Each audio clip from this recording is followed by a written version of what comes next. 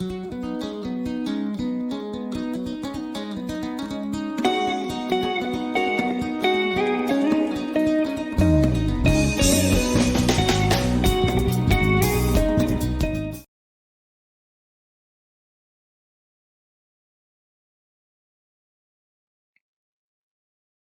us look at the social organization of the Mwenenemutapa kingdom, the social organization of the Mwenenemutapa.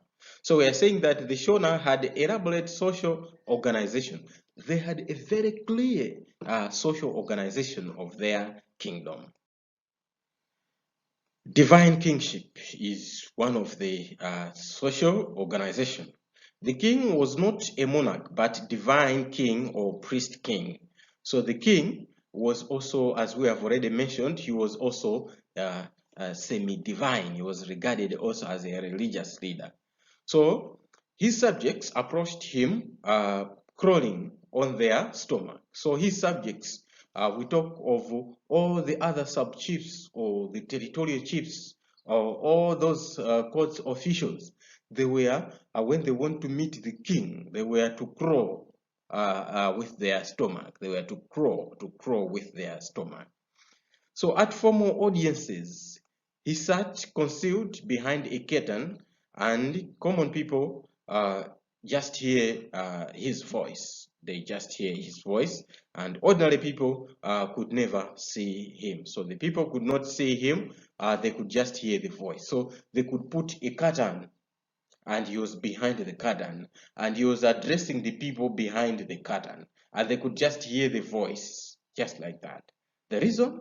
We are saying that he was the divine, taken as a divine king. He was a semi-god, so you cannot see God. You cannot see God. So that's why they say, right, no one should see this the Mwenenemutapa. So it was only the privilege of only those the officials at the king's court. They were the ones who, because they were assisting him, they were the ones who were able to see him or to talk to him directly or face to face. But ordinary people, no. Throughout the lifetime of the Mwenenemutapa, they were not able to see the Mwenenemutapa speaking or him walking there. So his actions were imitated by the people. If he had a cough, they all coughed. If he had a sprained ankle, they all limped. So there we see to it that there is an audience. When he has an audience with the people, and he's talking, and maybe he has a cough or he sneezes, then all the people would do the same, like that. So his actions were imitated by the people. So the physical fitness of the king determined the well-being of the whole state. So when he grew old, the king had to take poison to pave way for his successor. So when the king was very old, not able to rule, then he could take poison so that the other one should come in as a next Mwenenemutapa.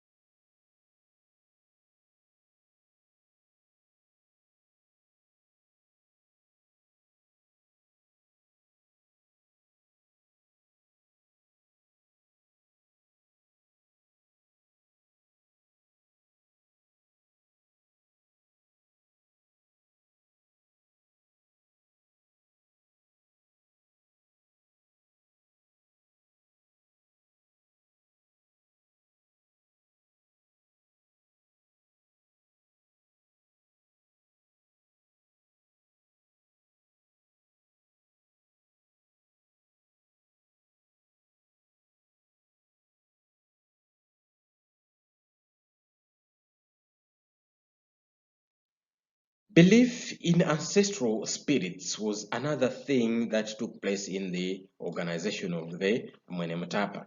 So the spirits were found in 3 levels. They were in 3 levels. Number 1 were Wazimu Vemisha. V must be pronounced as a la. So Wazimu Vemisha, family spirits.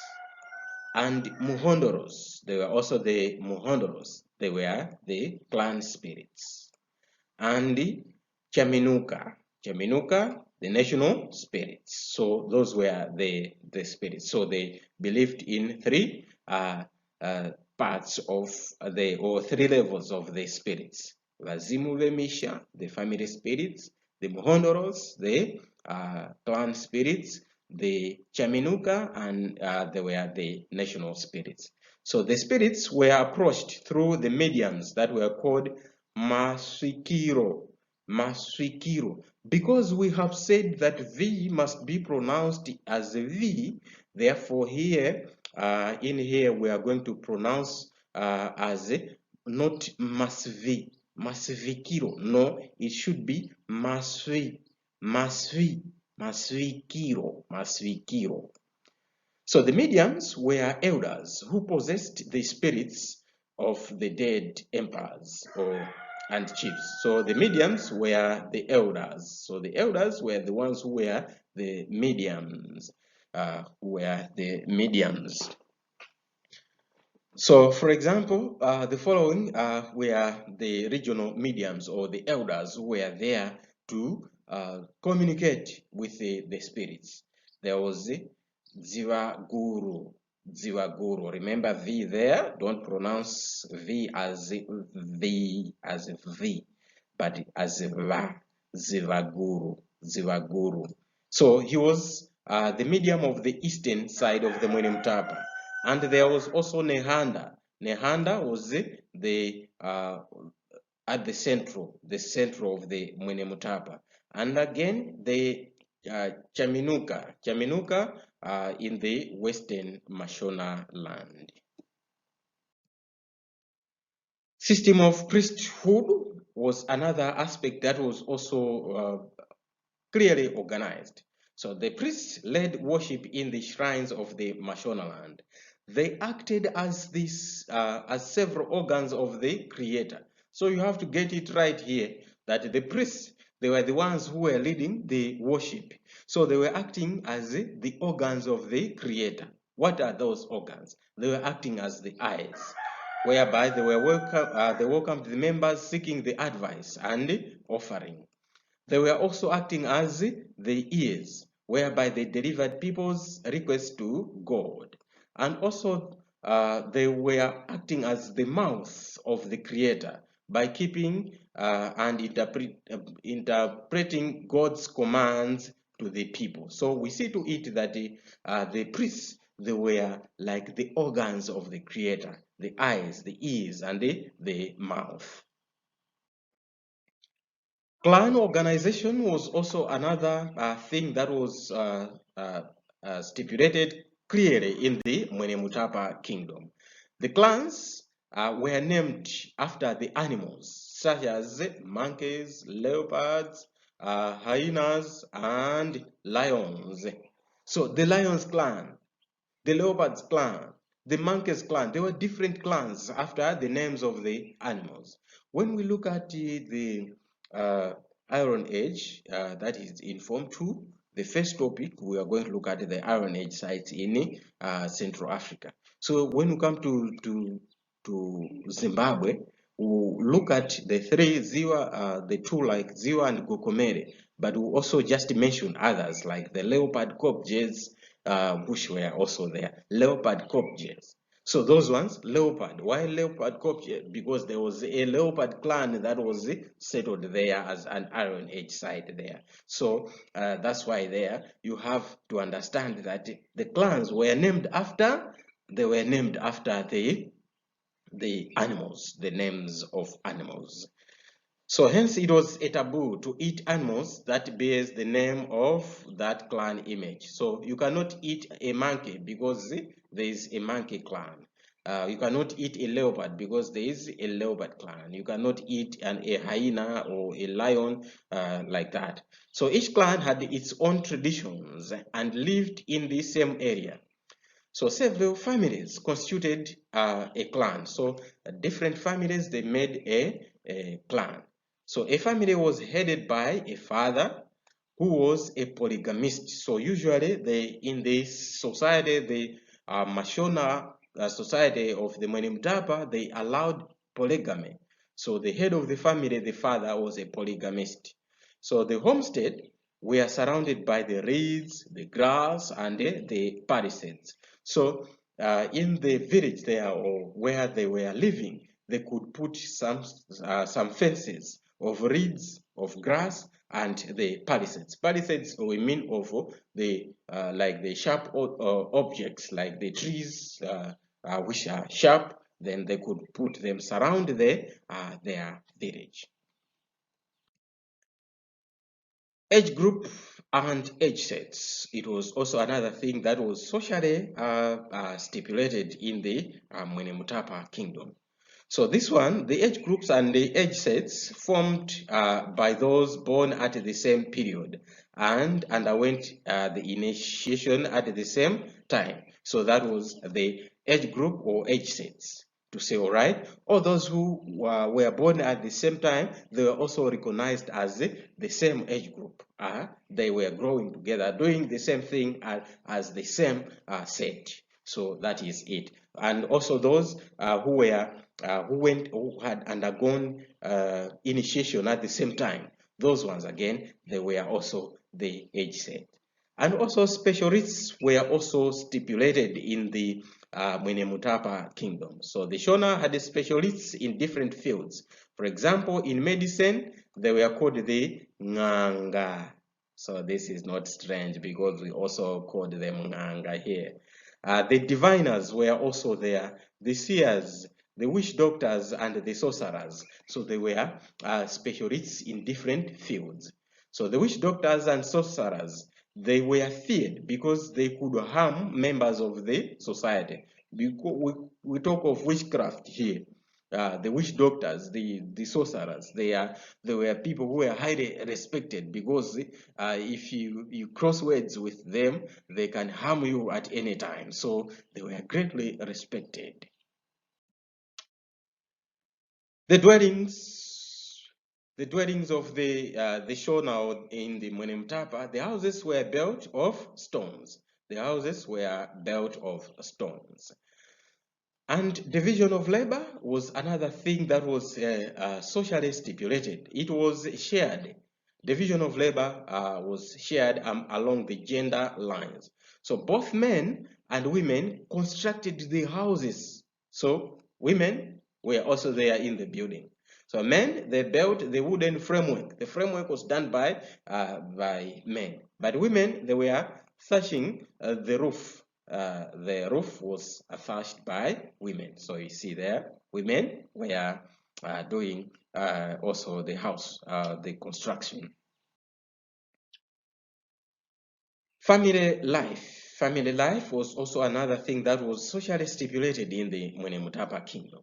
So polygamy was practiced and children were highly valued. So wealth was measured by the number of children that someone had. The one with many children, that one is a highly respected or a wealthy person, a very rich person. So bride price was paid in form of cattle. So cattle was the bride price. When someone is going to marry, he was paying the cattle to the female side. Economic organization of the Shona or the Mwenenemutapa. Number one, we are going to look at the crop farming. Here we are going to look at the activities, the major economic activities that were taking place in the Mwenenemutapa kingdom. So we are talking of farming as number one. So Mashona land had good climate, hence it encouraged crop farming. And the men, they cleared the land, women prepared it and planted and took care of the crops. So crops that were grown included millet, They also grew sorghum, they also grew maize, they also grew cassava, bananas, pumpkins, they grew yams, they grew sweet potatoes, beans, and many, many other crops that were grown there in the Mwenenemutapa kingdom. And the granaries were built across the kingdom to store the farm produce. So they were building the granaries, or the ngokwe. They had them across the kingdom there, where they were storing their farm produce, so that they use them throughout the year. So we see they grew different crops there. Livestock keeping was also another economic activity that was taking place. They kept cattle, goats, sheep, and poultry. They were keeping all these animals. Grazing was done in uplands and lowland areas. So they were also practicing grazing. So they're keeping large herds of that livestock, and they were moving with it in the uplands where they were grazing it, as well as in the valleys. Trade was also another economic activity in the Mwenenemutapa kingdom. They participated in long-distance trade with the Swahili and the Arabs from eastern coast, and they were also trading with the Portuguese. They imported luxury goods such as the silk cloth, and guns, and also the ammunitions, and the daggers, the knives, the ceramic, and the glassware. So they were importing a lot of things. They were importing a lot of things from the Portuguese as well as the Swahili Arabs. Mashira cloth was wrapped over the ruler's throne as a symbol of his kingly rule. So they could put the Mashira cloth on the king's throne there. They exported slaves, gold, and ivory. So those were the things or the items that they were exchanging for silk cloth, guns, ammunition, daggers, knives, and many other things that were brought by the Swahili Arabs as well as the Portuguese. So them, the Mwenenemutapa, they were exporting, they were trading slaves, gold, and ivory. So the mode of exchange was barter. They practiced barter trade. There was money. Hunting and gathering was another economic activity that was taking place. So men hunted elephants for ivory and other animals for food supplements on their diet. So women, they gathered fruits, vegetables, and berries. So we see to it that men were busy hunting the elephants for ivory, because I said that they were trading in ivory as well. So they were also hunting other animals for food, as well as for skins that were used for different purposes. And fishing also was another activity that was taking place. They could catch fish for food from the rivers and lakes in their kingdom there. So they were also fishing. Crafts and industry was another, or crafts industry was the other activity, economic activity. So they concentrated on iron working, gold smithing. Goldsmithing, that is to say, they were shaping gold into different things, and cloth making and carving. So they were doing a lot of things. So they also engaged in leather working and weaving. They also made grinding stones, which they used to pound grains into flour. So they were making the grinding stones as the maize mill. They are milling machines. So they are making those the grinding stones. So having looked at the economic organization or economic activities that were taking place there. Now let us look at the factors that led to the decline of the Mwenenemutapa kingdom. What were the factors that led to the decline of the Mwenenemutapa kingdom? Number one, we are talking of the Portuguese interference in the kingdom itself. The Portuguese installed Mavula Mavura Mhande Filipe on the throne after Mwenenemutapa failed to overthrow them in 1629. Now, what happened was that Mwenenemutapa, there was a certain Mwenenemutapa who wanted to remove the Portuguese from his kingdom. So in 1629, he staged that thing to say, no, all the Portuguese out, but he failed. The result was that the Portuguese defeated the Mwenenemutapa. As a result, they killed the Mwenenemutapa who was there, and they put in another king. They put in a puppet king. So they put in Mavura Mhande Filipe. So he was installed. So the kingdom signed treaties making it the Portuguese vassal state, and ceding its gold mines, but none of these concessions were ever put into effect. Yeah, so we see to it that the Portuguese, therefore, increased control over much of the Southeast Africa with the beginnings of the colonial system. So what happened was that after they installed, the Portuguese were the ones who put Mavura as the Mwenenemutapa. Then they signed concessions or treaties, agreements to say, all right, now that we have put you as the Mwenenemutapa, you are going to pay tribute to us, the Portuguese. All the gold mines are going to be controlled by us, the Portuguese, like that. So you can look at that. It meant that the king himself was just a puppet. He did not have that power. So that's why we are saying that the Portuguese interference and control, it led to the decline of the Mwenenemutapa kingdom. Power struggle was another thing or another factor that led to the decline of the Mwenenemutapa. So under the power struggle, number one, we are saying that the rise of Butwa kingdom as new regional power. The Butwa kingdom also rose. The Butwa kingdom of the Rose dynasty under the leadership of Changamire Dombo. They defeated Mwenenemutapa, Kamharapasu, Mukombwe. Mwenenemutapa, Kamharapasu, Mukombwe at the Battle of Mahungwe in 1684. So we see Changamire defeated Mwenenemutapa. So in 1695, Changamire overran the gold-producing area of Manyika. So we say here that Changamire took control of Manyika, the gold-producing area, and he took his army to the east and destroying the Portuguese at Maikwesi. So we see to it that Changamire, he defeated Mwenenemutapa. He also he attacked the Portuguese as well.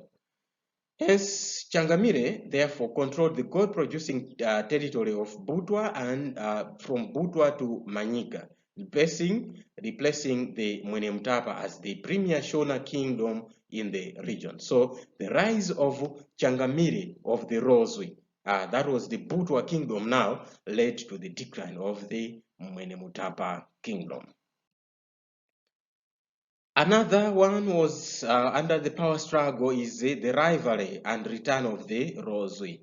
In 1712, the Roswe king was invited and put back to the throne.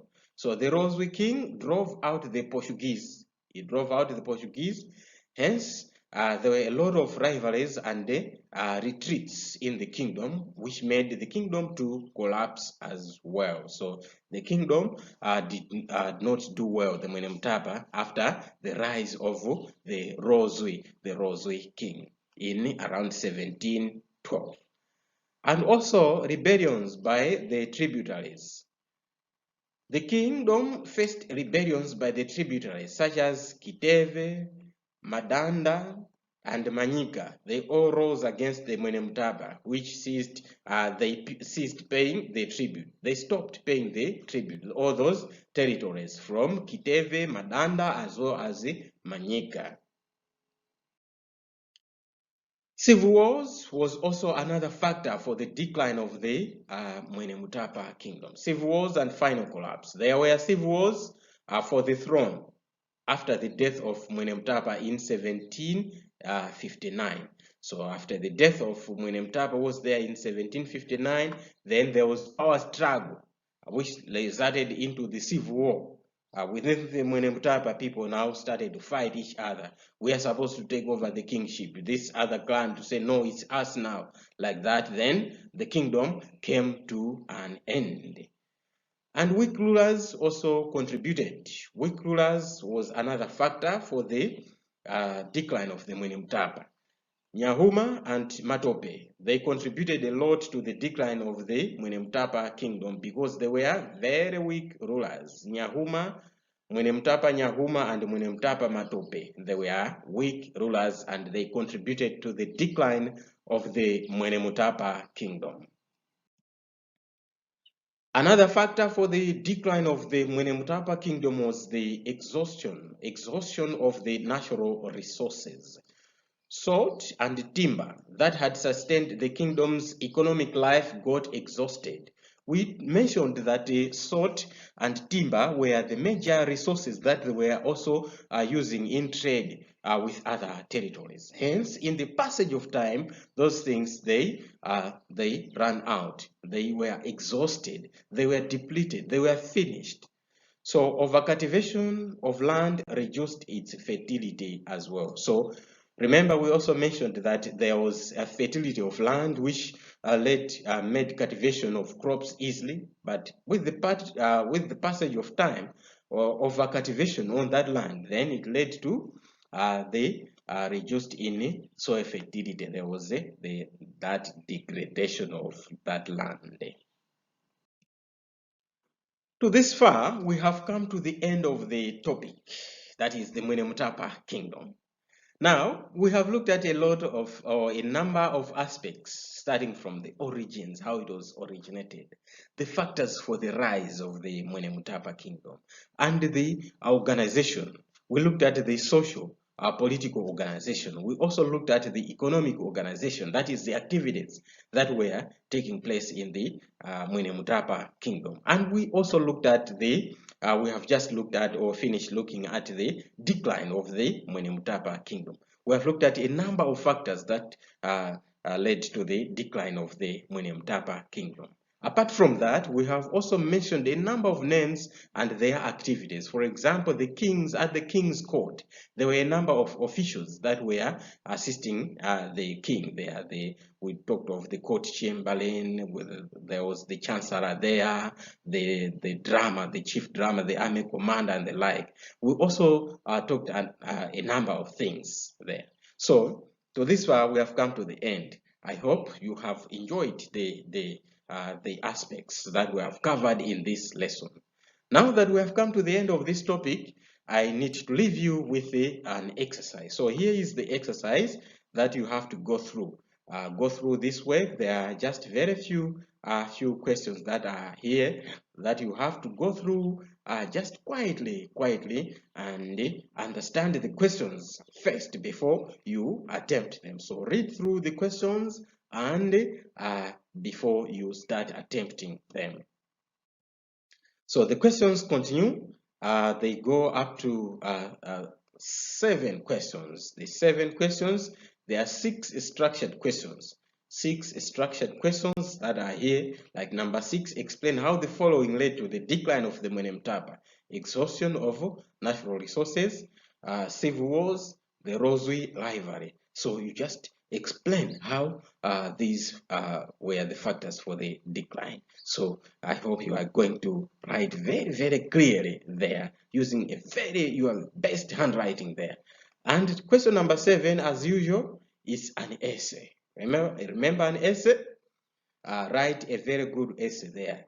Just to tip you, I'm going to, in one of the lessons, I'm going to give you how to write the best essay. So just keep on following these topics. In one of the topics, you bump in how to write a good essay. So remember, the essay has a title, it has the body. The body itself, or the main body, you talk of the introduction, you talk of the main body now, and the conclusion. So write good points. Each and every point its own paragraph. Don't combine.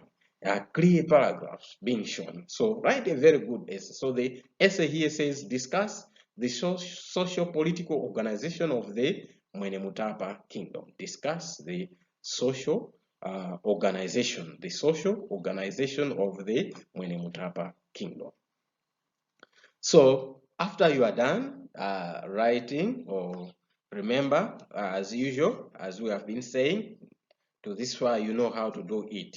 You write in a separate piece of paper, best handwriting, take your phone, capture, take the photo, and send it via the WhatsApp number that is here. So the WhatsApp number is just there to receive your responses, or your answers there.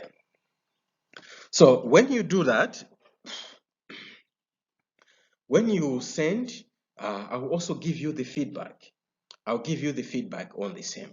That is to say, the feedback will be given when you respond. So respond to this.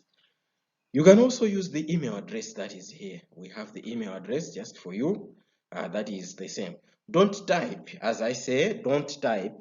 All you do is you write your handwriting, make a capture, clear photo, or scan. You can scan, then you send. If you send it to me, I'm going to give you the feedback on the same. So never go to this next topic unless you are done with this exercise, because I want to see, are you following? Sometimes you have the materials, but to get the real answers is a problem. I want to see that one. Sometimes you can have the real answers, but to write them clearly, it's a problem as well. So I am there to guide you on the same. So don't neglect this part. This is a very, very, very part, because I know you have books, you have the teachers, you have whatever, but this part, it is for you and me to interact, so that I guide you until you sit for the exam. So the next topic that we are going to look at is the transatlantic slave trade. The transatlantic slave trade. This one is one of the long topics that we have ever encountered in Form 1. This one is very long because we talk of the slave trade. So we are going to talk about slave trade in Africa. So we'll talk of the transatlantic slave trade there, what happened, the Great Triangle slave trade. So it's another very good topic. So you know, as usual, it's already again on the DVD. All you can do is, as you are finished looking at the Mwenenemutapa kingdom, get that call, get that phone, call me, request. You can call the number, the same number that's on WhatsApp. You can call, or you can use the WhatsApp. I need this number, this topic now. Immediately, I send the DVD to you. So you take care of your DVD yourself, because it will assist you while you go to school. You learn. This one will also be assisting you to catch up with the concepts that you have missed. Sometimes you are reading, you are not getting the concepts. So when you play the DVD, you'll be assisted much in doing so. So until the next time, thank you so much.